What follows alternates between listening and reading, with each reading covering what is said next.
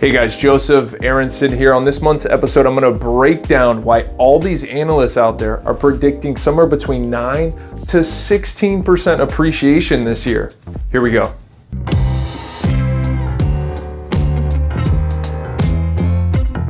With interest rates taking this big leap the first quarter, all the way up to about 5%, yet we keep seeing all these analyst predictions coming out with values predicting to go up somewhere between, I think the lowest one we found is about 9%, all the way up to about 16%. Now, obviously the Fed's come out and started to increase rates and the markets have started to adjust to that.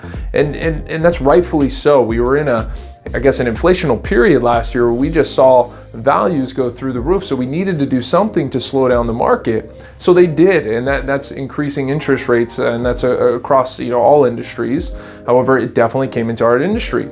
Now, with that, usually you would think that prices will slow down. So why are all these analysts saying that we're still going to see this big jump? A healthy market is somewhere between 5 and 6% appreciation, yet everybody's saying that we're going to see 9 to 16. So let's dive into this a little bit deeper.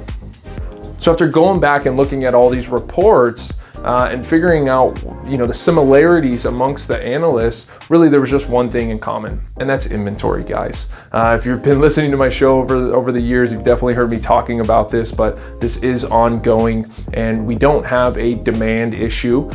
Yes.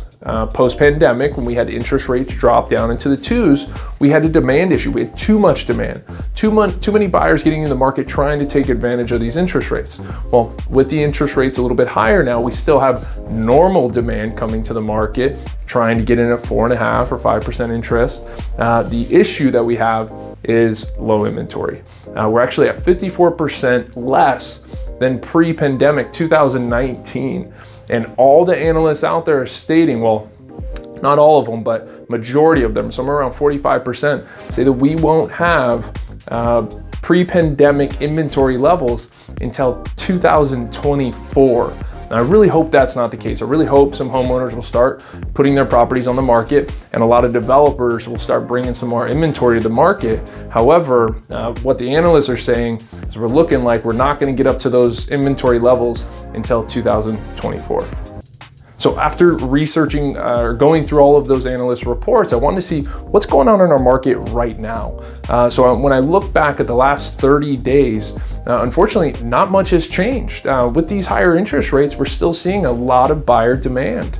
And if you look at the actual stats, we saw about 1,700 homes come on the market, but we had over 3,000 homes sell and around 2,300 homes go into escrow. So unfortunately, we're coming through May here with still some of the lowest inventory levels that we've seen. All right, guys, here's my buyer and seller advice for the month of May. Buyers out there, yes, we have higher interest rates right now, and that will affect your mortgage payment. But what that should mean is that there might be some more opportunities or more inventory out there with a little bit less buyer demand.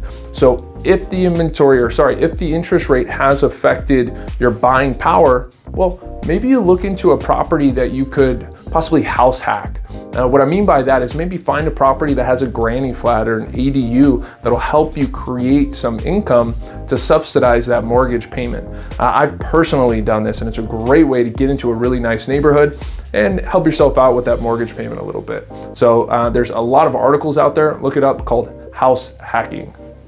So for all my seller clients out there, we're seeing a trend right now. We're seeing properties that are not remodeled, not fixed up, that don't show well. Well, they're sitting on the market a little bit and they're not selling for their peak price.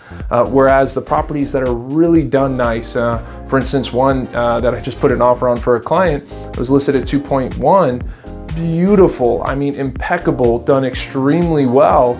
Well, they generated a lot of offers and they're selling for, well, it looks like they're gonna be about $300,000 over their asking price, which is definitely putting them well above the market for their neighborhood. But that's because they prepared the property correctly. They did all the renovations they needed to get top dollar for it, and it showed extremely well. So if you are getting your property ready, talk to us. We can give you some advice. We can even front you capital We can even bring in our contractors to get your property ready. So when you are ready to sell, please reach out to myself or anybody here on the True Local team. All right, guys, take care.